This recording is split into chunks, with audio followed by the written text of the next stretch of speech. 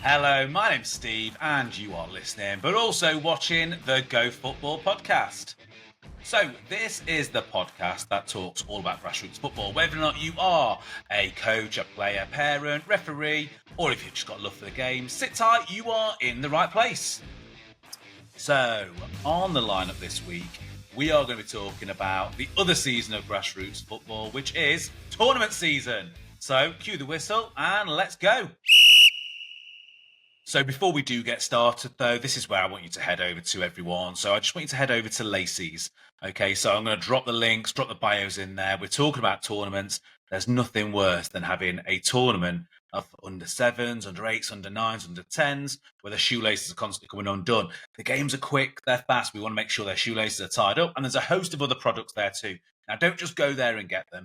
When you get to the checkout, all you need to do, really nice, this one, is just put in Go Football Pod in the discount codes and you'll get 10% off there as well. So look, make tournament season nice, make it easy, keep your kids playing, shoelaces will not be undone. We're going to make sure we can crack all of this now. So we'll head over there to Lacey's and just use that code of Go Football Pod and you'll get your 10% off too. So here we go then. This is episode, I believe, 22. I can't believe we've managed to get to 22 already. Doesn't feel like 5 minutes since episode 1 when we did football firsts. However, this is about the 2 seasons. If you're included in any kind of grassroots football, you will know there is a season that starts around August, September, runs to about March, April, sometimes May, depending on the weather. You know, if you've got a really, really bad weather, it's going to probably go on till about now. But what you will find is that there is another season of grassroots football, and this is every single year. This is not like the Euros that we've got coming up or anything like that. It's not like a World Cup where we're just talking tournaments once every 4 years or every 2 years if a World Cup and a Euros. This is grassroots, okay? This means that we have tournament season that starts anywhere around May time and goes right into your pre-season and exciting times too. So 2 seasons of grassroots football as well. You know, all those parents thinking they're going to get the Saturdays and Sundays and back. It's not going to happen. There's going to be lots and lots of football still to be had. So what we're going to talk about on these then episodes today on the tournaments, really. So look, tournaments I think are brilliant. Now there is an absolute sea of people that go to these too, and they're community events. You know, you'll probably find there's things like barbecues there. There'll be raffles. There'll be some stalls set up. You know, even the friends at Lacey's, I believe that they go to quite a few different tournaments, setting their stall up and making sure that you can get things that you want to get when you're there too. I mean, the wide refereed one at the weekend, it was great. It was a morning, afternoon on Saturdays and Sundays with, I think it was under sevens, under eights, under nines, under 10s. So 7-a-sides and also some 5-a-sides to finish it off with. Absolutely brilliant. Weather wasn't that great. In fact, we needed to hold off half an hour before we played. But it's what happens in tournament season, and it also happens all season long, and it's the British weather. We're just expecting it. But what do I like about tournaments? Well, one is like the community feel that you get to them as well. A lot of different teams playing against a lot of other different children. Really nice for parents, especially the ones that are managed and ran really well. So what I would say, planning tips for coaches, for parents, for players even maybe, is just check out how the tournaments were ran last year and really just get in touch with the people that are running those tournaments to find out what the format is, how it's going to be, what's going to happen, what's on and what's there too. You know, is there going to be bounty castles up for like younger kids or all those kind of things. Now, the second thing that I would say, and a planning tip before going, is really just check how many games you're going to be getting and just make sure that your team's going to be getting, one, enough games, and secondly, that they're just going to be have enough to do during the period that they're there for. So some are really, really well ran. So, and I can give you an example of the one that I did last week, 12 minutes on, 12 minutes off, a little bit of layover between a couple of teams where they have to go straight on from one to another, but there's generally like 5 minutes between those, which is fine. What it does is it means that in those kind of tournaments, there's not like 30, 40, 50 minutes, an hour of wait time between games. Anyone that's been to a tournament before, if you're a veteran of these, you'll know that during those days, if it's tournaments are a long day anyway. But what we want to make sure is that if you go to a tournament, that there's not long waits there, that the games are quick, they're rapid, and everything's wrapped up in the morning. not just for the kids and not just for that as well, but also for parents. Come on, you've got other things to do, right? As well, it's not all about football all the time. I know I'm sat here with a football top on, we're on a football podcast, but there's things to do in the afternoon, So just check, see how long you're expecting it to go on for. Now, a couple of telltale signs of whether or not it will run over or it won't run over is, like one I did at the weekend, is there a tournament in the morning? And then is there a separate age group in the afternoon? Because if there is, everything will generally run on time. So I would say there are some of the really, really good points to maybe go for. Now, if you are a veteran, you'll know all of the things I'm going to say next, okay? So this is about planning on your way there, things that you might need to take to some of these tournaments. Obviously, look, a positive attitude is always a good one. Let's just say that now. Positive attitude is always going to be good because your children and the children that your coaches looking after and the children you're going to go and watch and every other child there, they're about to hit an emotional roller coaster of lots of different games where lots of different things are happening all the way through the day. So we'll talk more about the emotions in a little while. But before we go, what do we need to take as coaches and as parents? What do we need to take? Well, obviously, download the rules before you go. Make sure we understand everything that's going to happen. The really good tournaments, they'll have coaches' meetings before the sessions start, so you'll know exactly what's going to happen. Some of them now do everything via a QR code. So you download the QR code, it tells you what pitch to go on, it tells you who you're playing against, whether you're a home team or away team, which generally has the kickoff or not with those. So just check to make sure you've got all those details beforehand. That would be really good. Things to take, though. What do we need to take? Again, obviously, the positive attitude. That's without saying it. However, things like a gazebo or a tent, absolutely brilliant. One, for keeping all your stuff together. Secondly, it's either going to be sunny and you're going to be burning, or it's going to be raining and you're going to get wet. There's no in between. Let's just face it. There's no in between at our tournaments in this country. But it's really good to be able to do that. So you will probably, if you're a absolute novice and you don't take one of these things, you'll turn up and you'll notice that every single one of the people that have done tournaments before will definitely have a gazebo up, or they'll have some sort of tent there as well. So an absolute must to take those kind of things. And what can you kind of take in there as well? Well, obviously, make sure you take your own first aid kits. I mean, they'll generally always have first aid kits there anyway, so not anything to worry about that or worry, but it's just nice to maybe just have your own, especially if you're going to have kids that are running around all day, blisters on feet, things like that. You might want some plasters, all those are the little bits and pieces. But yeah, generally take that kind of thing. Cool box, probably essential, really. The kids, they won't be able to regulate very well how much they're drinking and when they're drinking. You'll generally find they'll take big gulps in because they'll have a really nice warm-up. They'll go into a game, play a game for a certain amount of time, guzzle it every time that they come off the pitch, guzzle it afterwards, and all of a sudden you're about 3 litres short of fluids. So make sure we take plenty of liquids too. And look, it's either going to rain or it's not going to be. So you're going to have to just look at the weather app and see this, but it's either sun cream or it's an umbrella. One of those two things. So again, in the UK, we just never get the consistency of just a nice day to have these tournaments in, do we? So that's enough about some of the pre-things or anything like that. But let's just have a little look at some of the things that happen on tournament day. So again, check the rules. Make sure, are you going for a 5v5 or are you going for 7v7? Is it an 11-a-side or a 9-a-side tournament? There's so many different tournaments out there, and they're all there really to be enjoyed. I would say that because they are kind of short formats of the game, so generally less playing time, you could be playing anywhere between 5 minutes and maybe 12 minutes. I really like the 12-minute format and the 10-minute format. I think that they work really well, especially with younger age groups. I think that you can get enough people on there to play the game. I think that you can get, it's not like, oh, when am I going back on or anything like that. And also, especially with those shorter formats, you generally can roll the games a lot quicker. So there's less wait time between them. So I do like those formats. But what do you get out of them? As a parent, what are we actually watching? Well, the kids are getting loads more touches of the ball. It's faster. It's more furious. It lets people play under pressure. Now, we talk to, or I mentioned earlier that your kids are going to go on an emotional roller coaster. They absolutely are in tournaments. It's not like a game where they're playing for 50 minutes straight. I would say half an hour's worth of tournament football is going to give you way more emotions, way more ups, way more downs than you're going to get, because you can win a game, draw a game, and also lose a game in potentially like half of what you would normally play on a Sunday. So just be very, very mindful, parents, and also coaches. Be really mindful that kids, especially if it's their first tournament, are not going to know what's going to happen on those. So they may play against a team that absolutely plays them off the park and scores goals every kind of minute. And the biggest scoreline that I got in those 12 minutes was a 7-0. But then there was also some 0-0s in there too, and every other scoreline in between. And it wasn't always the teams that you thought were going to score the most amount of goals or win the tournaments that generally went through and won them all too. Because when you go for it, a bit like with the World Cup, a bit like the Euros, you look at which side do you fall on and how does that all kind of look for you.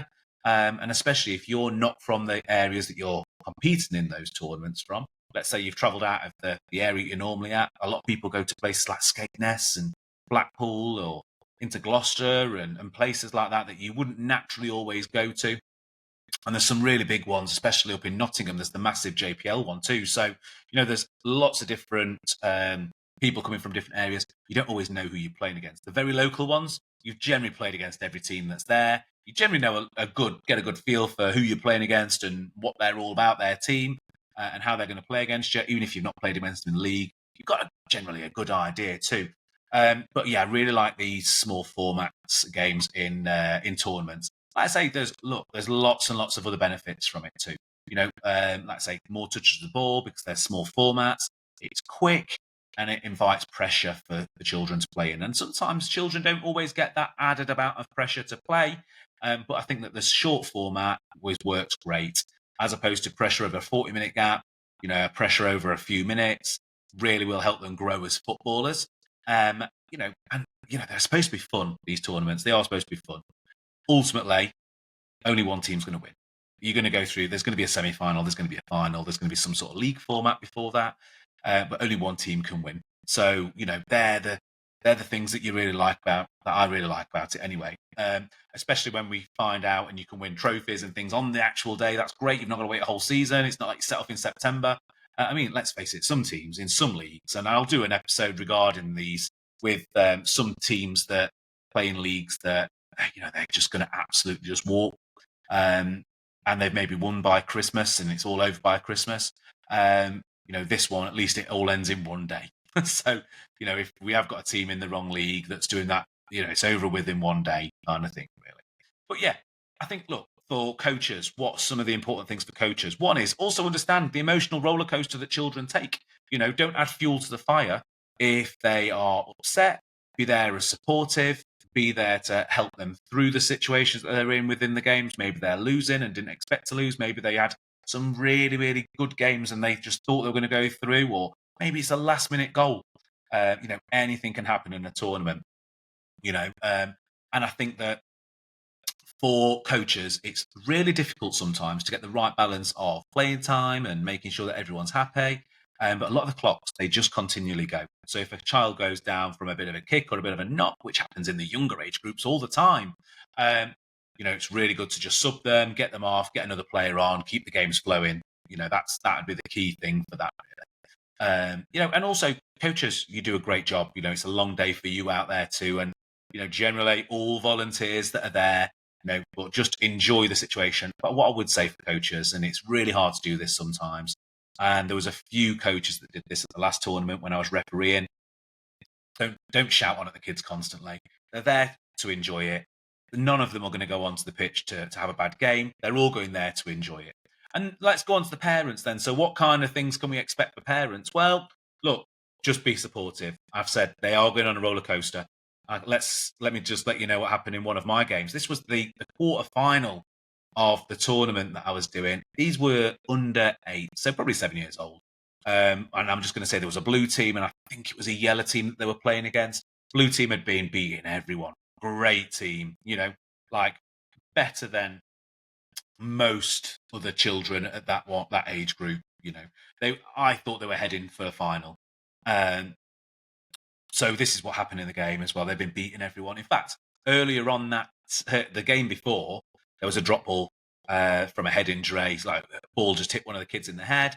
So it was a drop ball from a halfway line. This blue team that I'm talking about now, drop ball on the halfway line. So I say to the player that's there as well, bear in mind they're fairly young. So just remind them of the rules. It's a drop ball. You don't have to shoot. You don't have to kick it.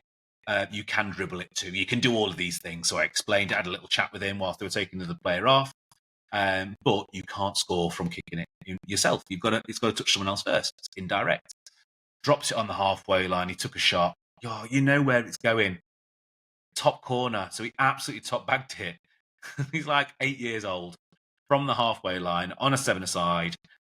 Obviously, all the parents, just with how the pitches were set up, they were all behind the goal. So they all started cheering. And then I just felt like a villain, didn't I, as the referee having to explain that it's not a goal. There is no goal there. It's not going to happen. And that we're going to restart with a goal kick, which some of the parents didn't understand the rules for that. So afterwards, I had to explain about when on something indirect, that the posts aren't actually there. We have to pretend that they're not there until it's touched someone else. So it would have been the same as if it had gone off for a goal kick. So that's where we had to reset with it. But anyway, going back to the blue team. So the blue team playing, winning a lot of games, really, really positive. Liked it. Actually, really good coach as well. I like the coach too. Didn't shout on anything that was negative. Really positive, really supportive. Really like that coach, actually. Some of the other coaches were there pretty borderline of not being. Just being careful what I say, because I'm sure that someone's going to see this that was at the tournament. But there's a few that were really shouting stuff on, and could hear them from the control tent. So when I wasn't refereeing, I went back to the control tent. I could hear, and I knew exactly which coaches they were without even having to turn around. And I knew what they were shouting at the kids, and it's not great. Okay, so but this coach, great coach by the way. So if you were coaching in a tournament and saw me, and you were with a blue team, well done. However, this is what happened: is the blue team go 1-0 down. Okay, and there's 5 minutes gone. These are 12-minute games, 7 minutes left, not even halfway through. I've got 3 players out of 7 in tears because they think they're going out of the competition to a team that didn't finish as high as them. They finished top, and the others were like 4th, I think, because we just went straight into a quarterfinals.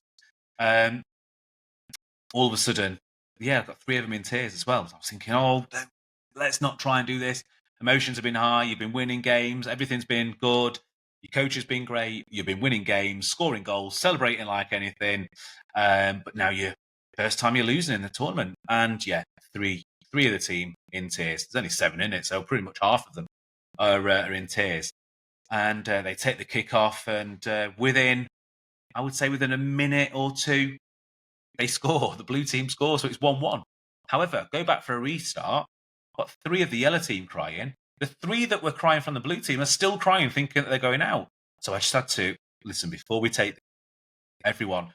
There is a lot of time to play. We still have 5 minutes or so to play. There's still a lot of time to play. We're still playing for everything. We don't need to be having tears at this time as well. And they all kind of looked at me and went, "Is that a long time?" I went, "We're only halfway through the game. Can we just play the game how you want to play it?" They kind of all looked. Now, they were on a bit of a roller coaster there.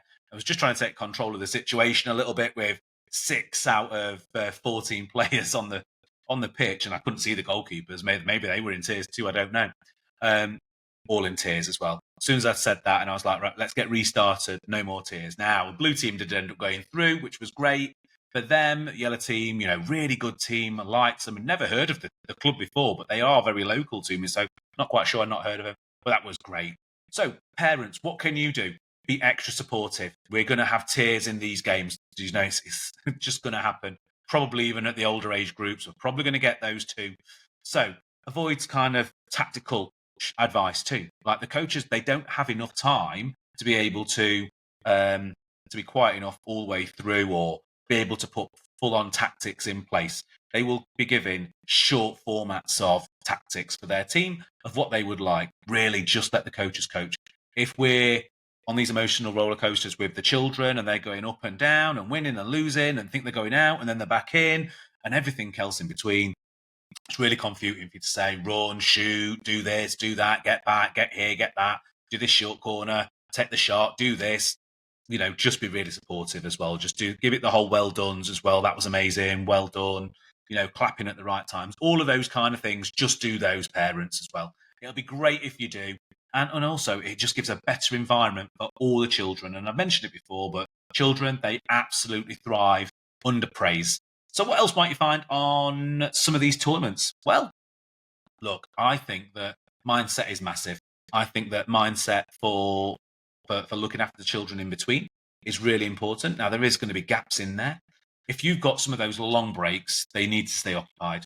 And what you will generally find is be sluggish when they get started again. If they're playing 12 minutes and they've got 40-minute rest before playing another 10 minutes, hard to get going again, isn't it? It's really, really hard. So, good warm-ups and, parents help with the coaches, just keep the players really, really active, like mentally as well as physically, so that way they don't cool down too much, but they're not overheating and they've got everything they kind of need. And, honestly, I think that coaches, they need a bit of support on these kind of events because they're going from pitch to pitch. They're trying to find everyone. Not everyone's all in one place. Not like game day where you turn up and you play on one pitch, and as soon as everyone's there, coach kind of knows where everyone is. The coach cannot keep their eye on 10, 11, 12 kids that are running around from their team.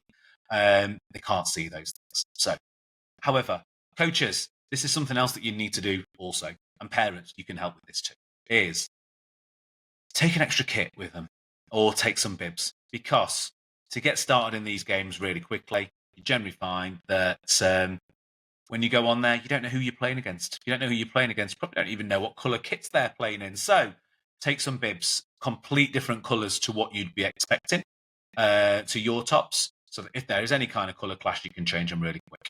Some of the teams at this weekend as well, they had home and away kits as well. I was well impressed. And they were changing at the side of the pitch as well, just top off, top back on, and on they go kind of thing. But if you've got a pitch and you've got two teams that work wearing blue, it's really difficult.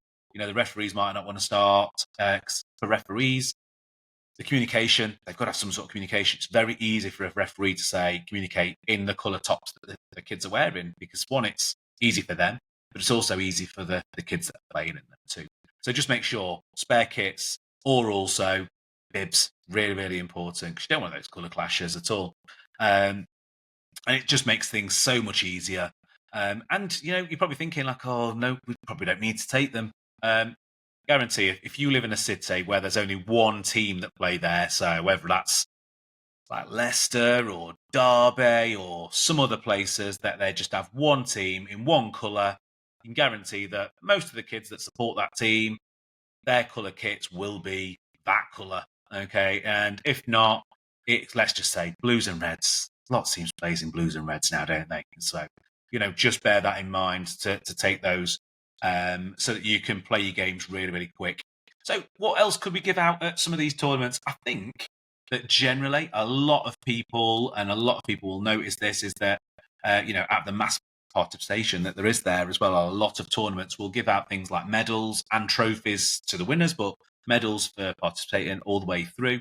Could you do something if you're taking a team that is maybe, let's just say that you're not really expecting to win? And I'm all about the fun side of this too, by the way. Tournaments, great to try and win. Everyone should go to try and win. They're competitive games. It's nice. It's not really published anywhere either, is it? So, but you can get some good, good memories from them too. But yeah, could you do something else as maybe a team, maybe like a player of the tournament or something like that? That'd be great if you could do that for your own team, because the organisers are not going to do that. But it'd be great if you could do that, even if you just had, and you could do this really easy. You could have players, you could have coaches, and you could also have people that have been watching as well, so the parents or spectators award too. You could have 3 mini awards, and they don't have to be a lot.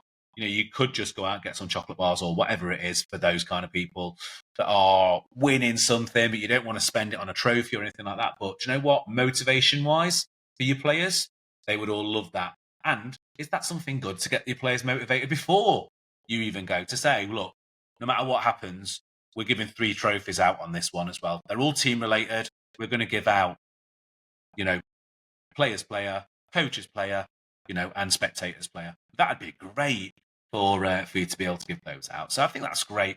What else happens at tournaments? Okay, it doesn't happen too much at the rest of the time as well. Sometimes you will get this in cup games, but if there's a draw, if there's extra time and no goals, what's going to happen? It's going to go to penalties. Honestly, parents, like, the most stressful time ever is when you've got a group of 10-year-olds that are going to go and take penalties. Because one, the goals are not massive. I know some of the kids are not massive either. It's all age related. I understand that. But there's a good chance of missing penalties. I think out of all the penalties that were taken in the tournaments that I've been involved with, and also cup games where I've either been a coach or a referee, there's been a lot of penalties missed. Some of the ones that were in the semi-finals, I think we had like 4 penalty shootouts throughout the day at semi-finals and also for one of the finals. We didn't get past 3 penalties. Like out of penalties, they missed them as well. So is it a good idea to practice penalties? 100%. Not just for the goalkeeper. Let's make this keeper more resilient. Let's let them know what's going to happen. But also for your penalty takers, they're going to go on that little roller coaster because they're going to go up there and there's a good chance that they are going to miss. That's never nice for them not to, but there has to be a winner and there has to be a loser in the game. So maybe just prepare them for that a little bit by maybe letting them practice penalties, especially if you go into a tournament. So that, again, they know what's going to happen and they don't rush themselves when they go up there. The amount of times I saw them put it down, turn around, run back, and then kick it and sky it straight over rather than just taking their time. Probably hadn't practiced many penalties. Probably weren't what the coach was expecting to do. Maybe not. I don't know. But yeah, maybe you want to think about practicing penalties because when we're in tournament season, we are heading towards penalties at some time. So that's the end of the episode, really. I didn't want to talk too much about them as well, but, heading towards 25 minutes or so, talking about tournaments that are going to go and happen. Look, honestly, if you're joining in and you're going for a tournament at the moment as well, I want to hear about it. So just contact me at gofootballpod@gmail.com. It'll come straight through to me. Let me know about your wins. Let me know about how the tournaments have gone. If you've won a tournament, email in, tell me who you are. I'll read it out in the next episode too of people that have actually won them. I might even, if I get stacks loads, and you can share this to everyone. If you've been to a tournament and you've won, tell me what tournament you won. Tell me what age group. Tell me what happened in there in really short format if you want to. Or if you're watching on one of the socials, just pop it below in the comments and just let me know the team, the tournament that you entered, and that you're winners or runners up. I'll give you a shout out. Absolutely. Free of charge, of course. So, end of this. Key points. Coaches, stay really positive. Parents, stay really positive. Your children are about to go on an emotional roller coaster.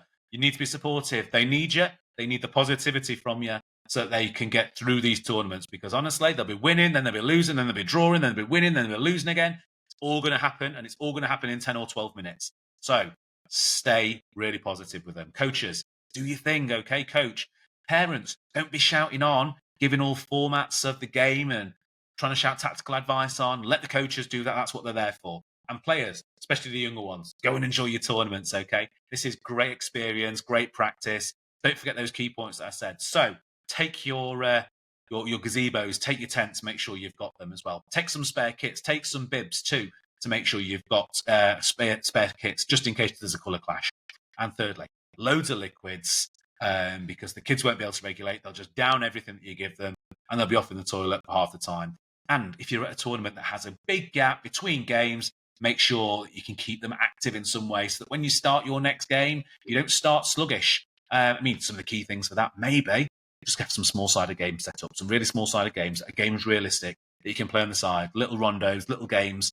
I might even post some links to some that you can go and find too. So do all of those things. Enjoy them. Let's hear about your tournaments. Email in gofootballpod@gmail.com and let's see you next week when hopefully I'm going to be joined by a special guest. So have a nice week and see you then.